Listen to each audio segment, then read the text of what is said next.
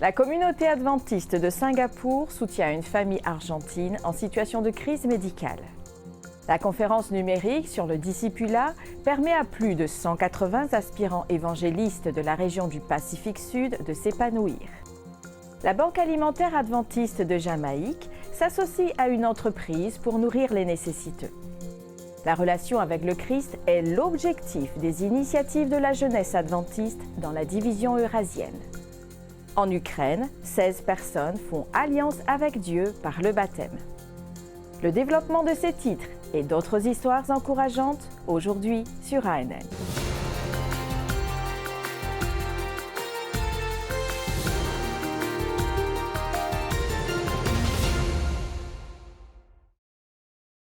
La communauté adventiste de Singapour a soutenu une famille argentine qui traversait un moment médical difficile. La famille Pérez s'est rendue à Singapour pour obtenir des soins médicaux pour leur enfant, Émilie. Les membres de l'Église adventiste de Singapour ont uni leurs forces à celles de la communauté argentine de la région pour aider la famille de façon continue. Ensemble, ils ont fourni un hébergement gratuit, organisé le transport vers les centres médicaux pour les traitements et offert un soutien émotionnel et spirituel. Le pasteur Roger O'Connor, récemment nommé membre du personnel de la Fédération adventiste de Singapour et ayant l'espagnol comme langue maternelle, a fourni un service de traduction précieux. Mariano Pérez, le père d'Émilie, a déclaré « Je suis reconnaissant de faire partie d'une famille ecclésiale mondiale. L'impact puissant de cette action de l'Église adventiste n'est pas passé inaperçu. L'ambassadeur argentin, Mauricio Nine, a été extrêmement ému par l'aide apportée à ses compatriotes et a exprimé sa sincère gratitude à l'Église adventiste pour son dévouement et sa générosité extraordinaire. Ils sont formidables et nous sommes très impressionnés. Je pense qu'ils joignent le geste à la parole. Je ne connaissais pas grand-chose à la religion. Je l'ai donc découverte grâce à mes conversations avec le pasteur Mariano, le père d'Émilie, et il m'a parlé des valeurs et des enseignements. Je constate qu'ils passent clairement des paroles aux actes, dans le sens où ils ont aligné tous les efforts pour l'accueillir, en essayant d'organiser sa mobilité entre l'hôpital et le lieu où il se trouve. Et, bien sûr, il y a le soutien spirituel et moral de toute la communauté. Oui, nous avons été très impressionnés. Je ne savais pas que ce type de réseau de solidarité existait dans les églises au sein de la communauté adventiste du monde. Nous étions très heureux de constater que c'était le cas, car ils sont nos co-nationaux, et de savoir que l'Église l'a assisté, ainsi que sa famille, et nous a aidés à les soutenir. Nin a également assisté à un service de culte le matin du sabbat à l'Église communautaire adventiste du 7e jour pour faire l'expérience directe du lien particulier entre la communauté adventiste et la famille Pérez. J'ai reçu une invitation très aimable du pasteur Roger et de Johnny Kahn. Je suis venu avec ma femme et nous avons beaucoup apprécié le service et le déjeuner. C'était agréable de rencontrer quelques membres de la communauté et de les remercier d'avoir accueilli Émilie et la famille Pérez avec tant de chaleur et de solidarité alors qu'elle fait face à son défi, qui est aussi un défi familial. Nous sommes donc très reconnaissants en tant que communauté. La visite de l'ambassadeur à l'Église adventiste a rassemblé une trentaine d'Argentins, dont des enfants, qui ont participé à un service religieux ensemble. Pour beaucoup, il s'agissait de leur première expérience dans une église adventiste du 7e jour. Au cours du service, des prières pour le bien-être de la famille Pérez ont été offertes, ainsi que des messages d'espoir et d'encouragement. L'ambassadeur Nine, très ému par l'élan d'amour et de soutien des membres de l'Église adventiste, a réaffirmé l'impact profond de leurs actes de compassion. Après avoir vu tant de générosité et de solidarité, mon message à la communauté adventiste serait un grand merci. Je suis ici depuis 1 an et demi et j'ai vu beaucoup de belles choses à Singapour.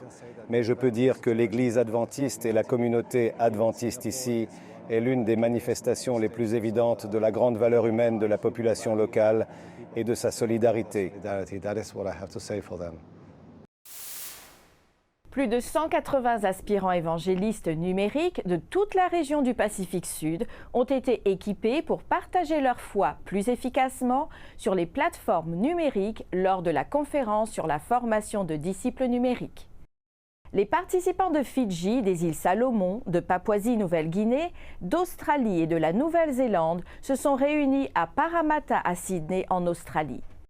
Les orateurs principaux, expérimentés dans l'évangélisation numérique, se sont exprimés sur divers supports tels que TikTok, YouTube, les podcasts, les jeux, Instagram et les films.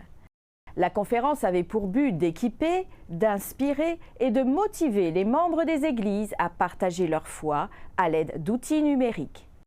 Les organisateurs ont souligné l'importance de l'utilisation des outils numériques pour promouvoir la croissance spirituelle, en particulier parmi les jeunes générations. La conférence a également proposé des ateliers sur divers sujets, allant de l'élaboration de plans de réseaux sociaux pour les églises à la compréhension du pouvoir de la narration. Le ministère de la Santé du Pérou répond à la demande d'une professionnelle adventiste de ne pas travailler le samedi. Écoutez le récit de foi de Sandra Pardo. Voici l'histoire de Sandra Pardo Tenorio, psychologue adventiste. Sa foi a été éprouvée pendant ses études dans une université non adventiste et dans sa profession au Pérou, mais Dieu a toujours été à ses côtés. Pour le remercier, elle s'est engagée en 2018 comme volontaire dans le projet Une année en mission au Brésil. En 2019, elle a postulé pour un travail au sein du ministère de la Santé du Pérou, où elle a été acceptée. Mais l'entretien d'embauche a eu lieu un samedi. Je n'avais pas réalisé que c'était le samedi. Le samedi soir, j'ai consulté l'appel à candidature et il disait que des personnes avaient déjà passé un entretien samedi et mon nom y figurait, sans passer d'entretien. Le lundi de la même semaine, ils ont envoyé un communiqué indiquant que les entretiens reprenaient. J'étais à Trujillo et j'ai dû voyager parce que les entretiens se déroulaient en personne, à Lima. Sandra a commencé à travailler en 2020 et à cause de la pandémie, elle a dû choisir 3 jours pour se rendre au centre de santé. Son collègue a choisi mardi, jeudi et samedi et Sandra lundi, mercredi et vendredi. Voilà comment ça s'est passé. J'ai commencé le travail ainsi et pendant près de 2 ans, nous avons suivi cet emploi du temps. Mais l'année dernière, vers août-septembre 2022, ma collègue a demandé que cela soit modifié et en toute objectivité, elle avait raison. C'était juste qu'elle puisse bénéficier d'un changement d'horaire le samedi.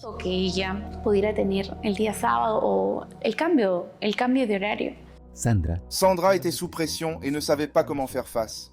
Elle s'est donc adressée à son supérieur hiérarchique. En termes simples, elle m'a dit qu'elle n'avait que faire de ma religion. L'essentiel est que personne ne manque à l'appel, que ce soit le samedi ou un autre jour. Puis mon supérieur a changé.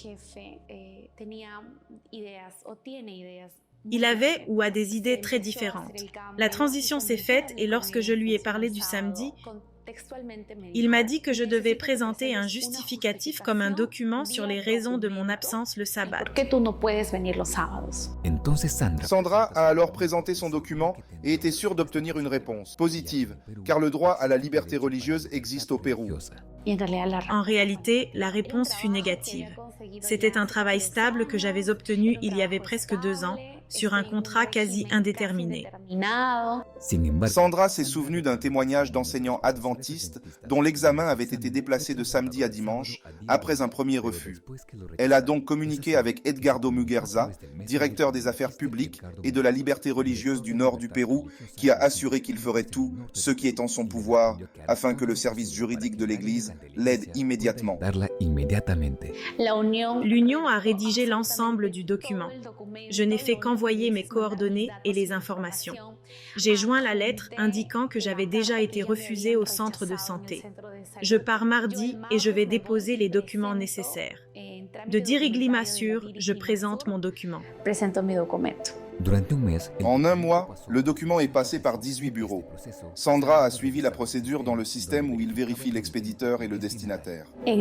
Dans le système, je vois que l'expéditeur est Dirigli Sur et la bénéficiaire est Sandra Pardo Tenorio. Monsieur m'appelle et me dit « Tu as été acceptée, ma fille ».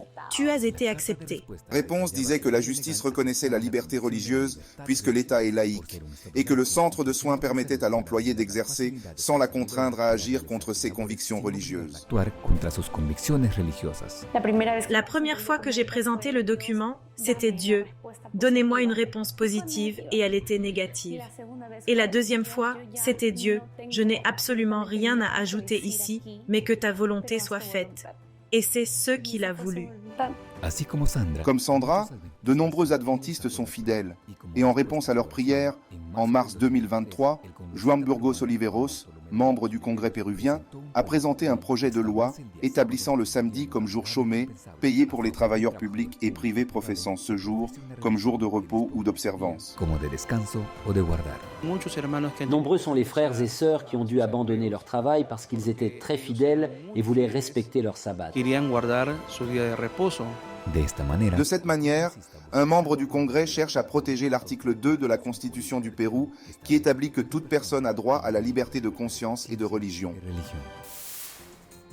Nous faisons une courte pause et à notre retour, nous explorons 2 projets menés par des jeunes adventistes dans la région eurasienne qui visent à guider les individus vers une relation avec le Christ.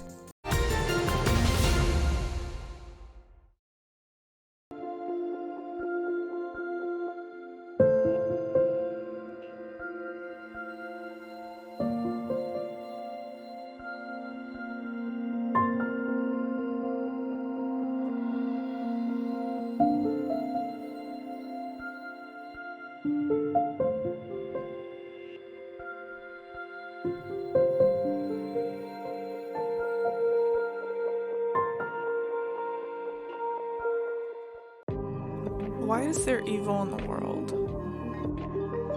Are Christians hypocrites? Is the Bible a fairy tale? Does Jesus love everyone? Church doesn't feel relevant to my life. Is God even real? You have questions?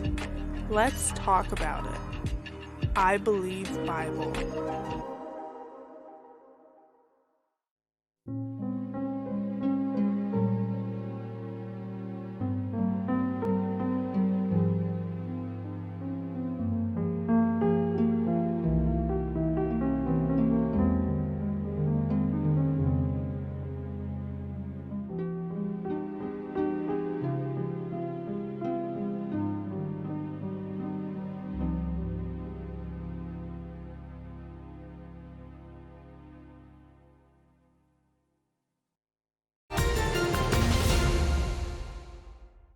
Mission Jérémie et Mission Abraham sont des projets par lesquels les jeunes adventistes de la région eurasienne conduisent des personnes à Christ.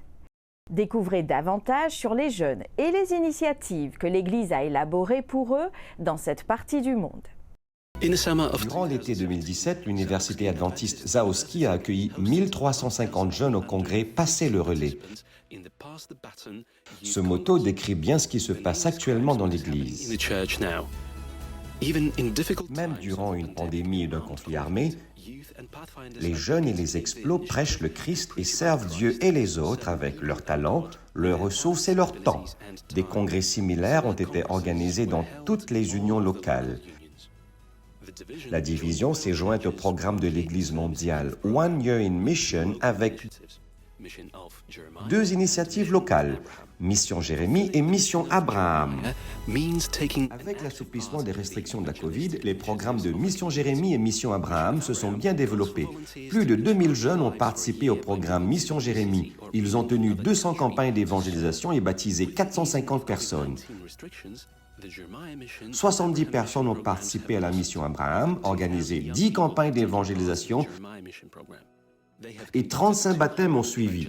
La mission Jérémie consiste à participer activement aux initiatives d'évangélisation d'une communauté. La mission Abraham appelle des volontaires à consacrer une année de leur vie à servir dans une nouvelle ville ou même un autre pays.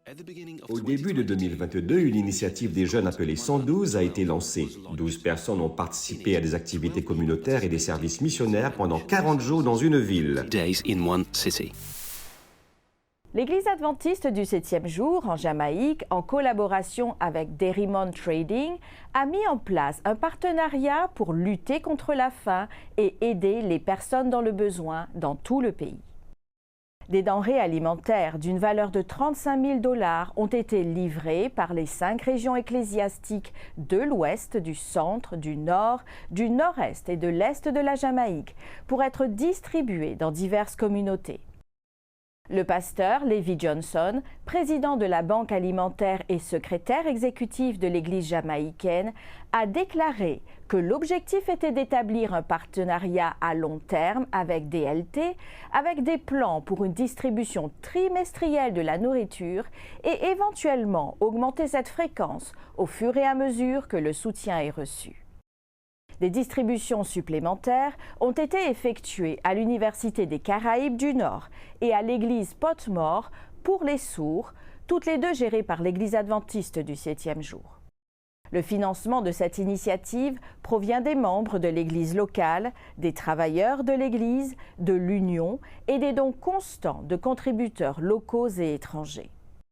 Depuis son lancement en septembre 2021, la Banque alimentaire a eu un impact positif sur plus de 100 000 vies en fournissant non seulement de la nourriture, mais aussi des chèques cadeaux et des appareils d'assistance aux personnes handicapées. La Banque alimentaire, gérée par l'Église adventiste du 7e jour en Jamaïque, illustre le ministère de compassion de Jésus en s'approvisionnant et en distribuant de la nourriture à ceux qui sont dans le besoin dans tout le pays.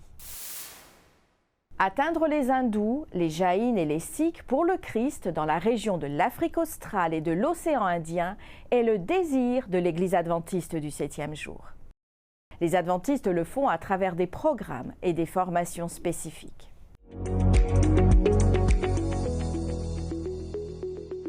La CID, ou Division du Sud de l'Afrique et de l'océan Indien, avec plus de 4,3 millions de membres, est passionnée d'évangélisation, surtout dans les territoires de la fenêtre 1040.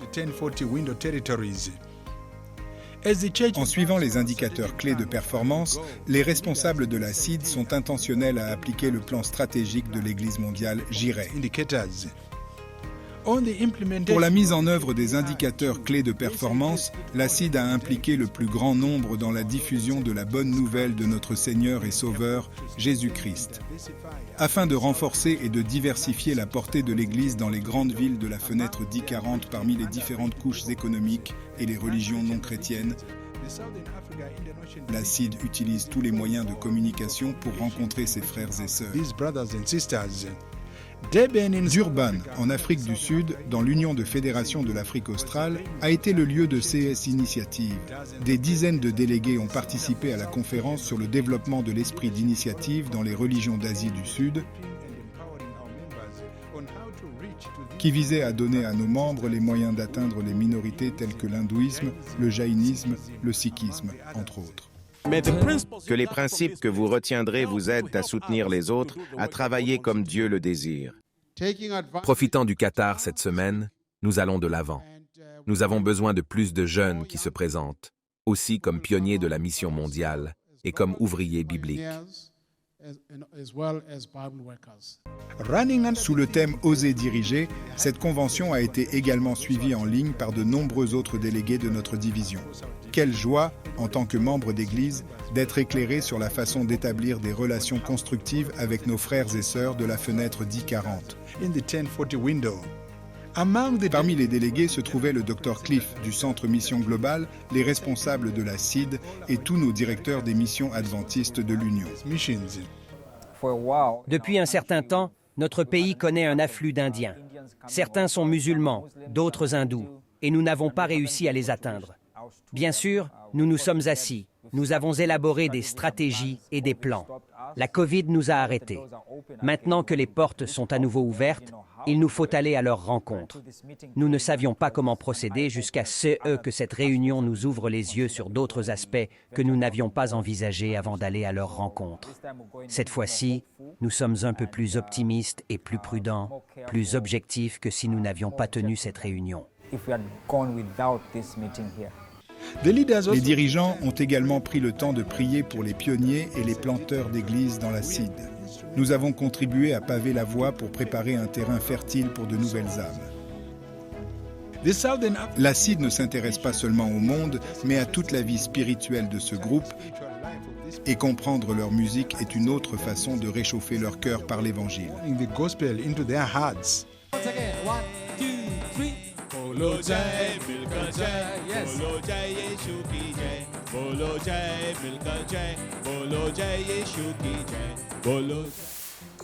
Après la pause, nous nous rendrons en Ukraine, où 16 personnes ont participé à une cérémonie de baptême, concluant ainsi une alliance avec Dieu. À tout de suite.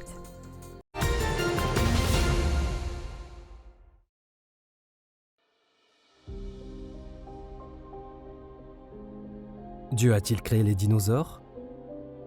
Il est facile de regarder ces énormes créatures terrifiantes et de se demander si un Dieu bon les aurait créées. Et parce qu'elles sont utilisées comme preuve de l'évolution, certains nient leur existence. Cependant, des fossiles abondants montrent clairement que les dinosaures ont existé. Cela ne signifie pas que Dieu voulait des monstres mortels dans sa création d'origine. Notre monde a changé et les prédateurs d'aujourd'hui, comme les requins, sont redoutables. Mais notre monde compte encore de nombreuses créatures douces. Les prédateurs actuels nous parlent de la puissance de Dieu, mais nous savons que celui-ci n'a jamais voulu la violence dans sa belle création. Les dinosaures peuvent inspirer la crainte, mais tout comme nous attendons que le lion se couche avec l'agneau dans la nouvelle création divine, nous pouvons espérer que les dinosaures, dans leur douce magnificence originelle, seront aussi présents.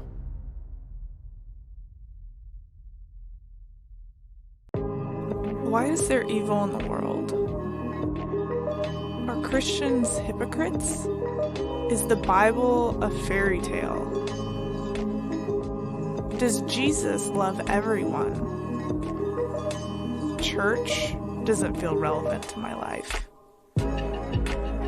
Is God even real?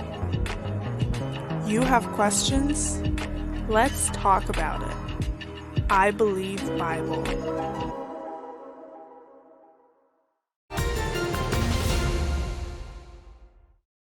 Une cérémonie de baptême a eu lieu à Pokrovsk, dans l'oblast de Donetsk, en Ukraine.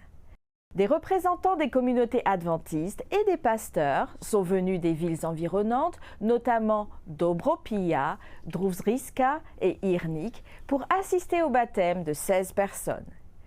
Des réunions d'études bibliques ont eu lieu dans des communautés, permettant ainsi d'identifier les personnes désireuses de rejoindre l'Église adventiste par le baptême. Chaque personne baptisée a reçu une Bible rappelant qu'un chrétien doit étudier la parole de Dieu qui enseigne les principes d'une vie conforme à la volonté de Dieu sur terre et prépare à la vie éternelle. Malgré les difficultés liées aux conflits en cours, les communautés adventistes ont organisé des programmes d'évangélisation qui apportent aux visiteurs un soutien psychologique et spirituel. Le médecin adventiste Paul Costache a reçu la distinction de citoyen d'honneur de Bézot en Roumanie dans la salle des fêtes de la ville. La mairie de Bézot réalise un projet mensuel visant à promouvoir une personnalité exceptionnelle qui est un modèle de réussite pour les jeunes bézoviens. C'est la première fois qu'un citoyen de Bézot, chrétien adventiste du 7e jour, reçoit une distinction. Paul Costache est médecin généraliste et fondateur du groupe MedInvest. Il a construit et dirige la clinique et l'hôpital avec son épouse Gabriela Costache. Au cours de la cérémonie de remise des prix, le docteur Costache a présenté une partie de la philosophie de vie qui sous-tend la réussite personnelle. L'appel à l'excellence dans tout ce que nous faisons, tel qu'enseigné par la Bible et les conseils de vie inspirés par l'auteur Ellen White. Cette semaine, la Mission adventiste présente une chanson originale intitulée « Our Prayer », notre prière en français, écrite par Nicolas Skor. Interprété par Suzanne Skor, ce chant est une prière demandant à Dieu d'inspirer nos sens pour que nous puissions partager l'espoir avec un monde dans le besoin. Regardons cette vidéo. Lord, open up our eyes Let there be no disguise of the pain we see. Lord, open up our hearts to not ignore the cries of a world in need, and open up our ears so we can hear your call to share the hope you freely gave, and open up the path so we will have no fear as we go out to reach the world you long to save. Lord, open up our eyes. Let there be no disguise of the pain we see. Lord, open up our hearts to not ignore the cries of a world in need, and open up our ears so we can hear your call to share the hope you freely gave, and open up the path so we will have no fear as we go out to reach the world you long to save. As we go out to reach the world you long to save.